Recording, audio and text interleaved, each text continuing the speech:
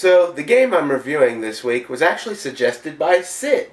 And because of that, Sid, I have a suggestion for you. What is it? I've got a new hat for you to wear over there, and I want you to wear it for the rest of the episode. Okay, I'll go get it. So, the game we're reviewing is Pinocchio for the Super Nintendo. Now, I've never seen this game on a list of best Disney games or whatever, but it was made by Virgin Interactive, so, hey, might be a good game. Oh, hey, Sid. I hate you, Gillespie. Now, if you've never seen the Disney animated feature, shame on you, Sid. But no, if you've never seen it, the plot of the film involves an old wood carver named Geppetto, who carves a wooden puppet named Pinocchio, who is brought to life by a blue fairy, who tells him he can become a real boy if he proves himself brave, truthful, and unselfish. Thus begins the puppet's adventures to become a real boy, which involve many encounters with a host of unsavory characters. This story was adapted from the novel The Adventures of Pinocchio, which is actually quite disturbing, as a lot of the books that are adapted to Disney films are. Now, before we discuss the other aspects of the game, I just have to say that it does a fantastic job of telling the story. It hits all of the major points, and even some of the minor points from the movie. But, with that being said, let's move on to the gameplay. So this game spans over 9 levels, and you have to collect the badges of truth, bravery, and unselfishness, just like in the movie. Now, you don't get these by doing good things. No, they're spread out across the levels. So this first level, if you don't know where you're going, it can get very confusing. And something I've noticed is you can't attack the enemies, though on the options screen it has attack and shield listed. So this first level, you just have to jump away from everything because you can't hurt them. If you see the blue fairy before you've collected the 3 things needed, you get sent back to a checkpoint. So honestly, I just switched to easy. You're such a pansy. Thanks, Sid. So on the easy difficulty, you don't need to collect anything, so it's much simpler. Now, level 2, you play as Jiminy Cricket fighting off moths on a lamp. This is where you get to attack and use your shield. This is a pretty easy level. Level 3 is based on the no strings on me scene, and you basically just copy the moves similar to Simon. Again, pretty easy, but it does get repetitive. Now, level 4, which takes place on Pleasure Island, is where things change. First of all, you can finally attack as Pinocchio. I guess after all that dancing, he learned he could do the hurricane kick. And this is where the difficulty is significantly ramped up.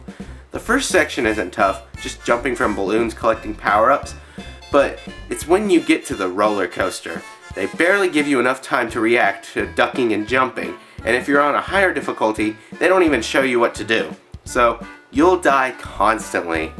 Speaking of dying, look at the animation for when Pinocchio dies. Yeah, pretty disturbing for a kid's game. I always knew puppets were creepy. So, eventually you'll get a game over, but thankfully you can continue on. But, let's say you wanted to stop and then come back later. Now, I know this is going out of order, but let's discuss the cheats for this game. If you push B up BBLY on the title screen, you'll get 50 lives. And if you push L up X up RY on the title screen, you'll get a level select. Now that is what I want to talk about. If you use the level select code, it disables the use of your attack. Now, for the rest of the gameplay section, I'm going to talk about it as if I used this cheat and this glitch occurred, because it is a major fault with the game. And it just so happens that the level after the roller coaster requires you to use your attack. Let me explain. So, you get to the level and there's this guy whipping a donkey. Isn't that a lovely image? I go up to him and I get hurt. I jump around all over, but I can't proceed. You have to attack this guy to get through, but I can't attack. If you don't believe me, while I was capturing the game footage, I actually filmed myself pressing the button with nothing happening. Now, how do I know that you need to attack him? Because on the title screen, when it goes to the gameplay demo, it shows that specific part and shows Pinocchio kicking him. So whether this was intentional from the developers or just a very odd glitch, it makes this level unplayable and halts your progress, so you'll either need to skip to the next level using the cheat, or just keep playing through the game until you can pass the roller coaster. Thankfully, the next few levels, you don't need the attack. So now level 6, you're underwater and you have to collect clams in order to stay on the ground. But you lose clams over time and you can only hold 5 at a time. But even if you stay upside down, you probably won't die. Then you're swimming away from Monstro the whale. You grab onto the tails of fish, trying not to fall back. Some fish and the turtle move much further. Now, I don't know if you have to collect anything or stay in this level for a specific amount of time, but at some point you'll be eaten and you'll be brought to level 8, which is inside the whale. Now, again, I don't know if you're supposed to attack stuff. I see that there's what appears to be logs with a 0, but I guess you have to break something, and with that lovely glitch, I can't do that. But if you get down to the bottom, after you make some tough jumps, you'll get outside, bringing us to the final level, escaping. So you're on your raft getting away from the whale, and it's just like level 4. You have to jump and duck and avoid obstacles. It does, however, start off slower than the roller coaster, and it does have checkpoints throughout, but the jumps can be difficult to make, so don't be surprised if you're stuck on this level for a while. Also, if you somehow get eaten by the whale, you get taken back to the previous level. Ugh. But after many tries, you'll get past him and crash onto the island, And Geppetto is dead. Now we have come to the end of the game. Oh, and don't be expecting a great ending.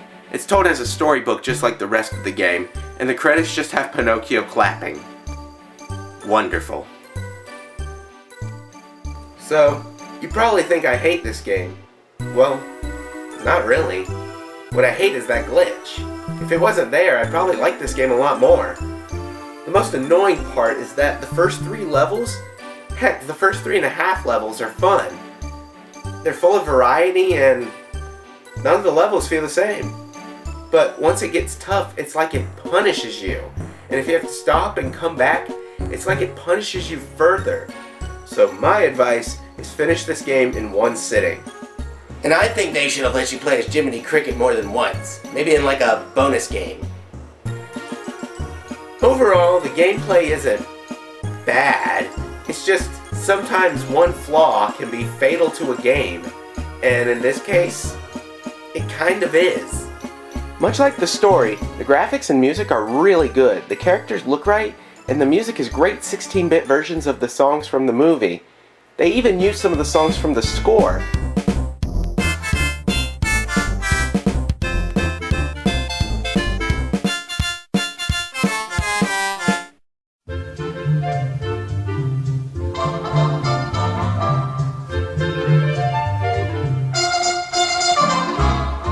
Now that's dedication. Not much to complain about other than that creepy death animation, and although there aren't any cutscenes, the use of a storybook is fitting for it. So, overall, what do I think of this game? Well, like I said, the story, visuals, and music are great, and the gameplay is full of variety, but the difficulty gets increased by too much, too quickly, and it has a glitch that can halt progress. If you're a collector of Disney games, that's the only reason I can see someone having it. It isn't horrible, but there are much better Disney games for the Super Nintendo. Trust me. Pinocchio is just an odd movie to adapt into a game. But they did a fairly good job with it. Now, I need to explain something. I release my reviews every other Wednesday, if there aren't any problems. Well, when the next episode is scheduled to be released, we won't be here. We'll actually be traveling to Texas for SGC, the Screw Attack Gaming Convention. I'll be there, Sid will be there, as well as a lot of awesome guests. We'll sign stuff and take pictures and talk to you, so feel free to come up to us. I'll put a link to it below. I went back in 2010 and it was a lot of fun, so if you can come, definitely do so. So I'm all packed and I'm ready to go. I need to go get my stuff. So I'll see some of you guys at SGC, and if I don't, then I'll see you in July. Come on, Sid. I'll be there in a second. Hold on. Okay. Well, lock the door when you're done. I need this, and I need this, and I need this, and wait, what's that? Would it actually work? No. Well, guess it's worth a shot.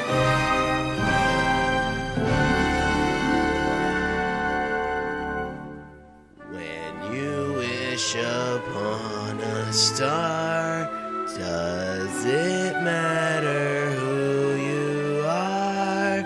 There's one thing that I desire.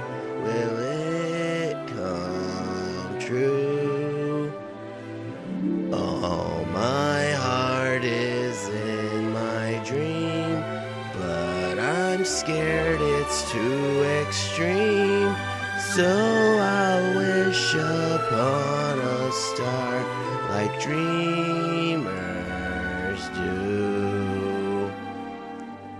I've been kind to my friend Joshua, but I want fulfillment of what I've been longing.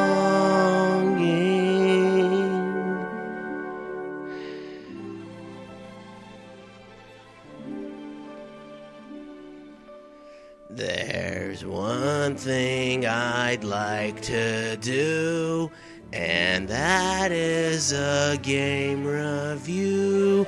When I wish upon a star, will it come true?